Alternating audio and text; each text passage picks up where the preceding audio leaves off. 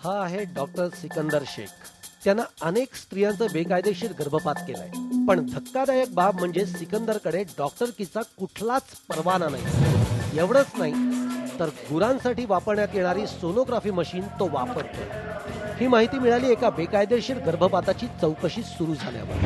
Evidence शोधण्यासाठी आम्ही परत काशीळ इथं श्री शेख यांच्या भरत हॉस्पिटलमध्ये गेलो आणि तिथे जे काही सापडतील ते एव्हिडन्स आम्ही गोळा केले आणि पोलीस स्टेशनमध्ये त्याचे पंचनामा केले. काशीळ गावातल्या एका 5 महिन्याच्या गर्भवतीला गर्भलिंग निदानात तिसरी ही मुलगीच असल्याचं आढळलं आणि तिनं गर्भपात करण्याचं ठरवलं. याची माहिती उपजिल्हा रुग्णालयातल्या अधीक्षकांना मिळाली.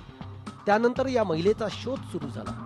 पण जेव्हा ती सापडली तेव्हा तिचा गर्भपात झाला होता आणि हा गर्भपात केला होता सिकंदर शेखनं.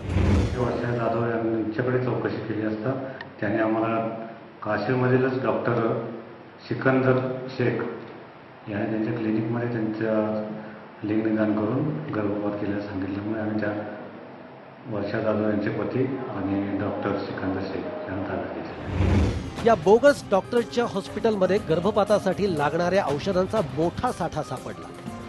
हॉस्पिटल सील करण्यात आलं. तो माणूस डॉक्टर नाही, त्याचा भाऊही डॉक्टर नाही, पण बरकत क्लिनिक नावाने सर्व बेकायदेशीर गोष्टी या ठिकाणी केल्या जातात. गर्भलिंग निदान केलं जातं, गर्भपात केले जातात. स्त्री भ्रूण हत्येचा कलंक पुरोगामी महाराष्ट्राच्या कपाळावरून कधी मिटणार हा खरा प्रश्न आहे. तुषार तपासे, IBN लोकमत, सातारा.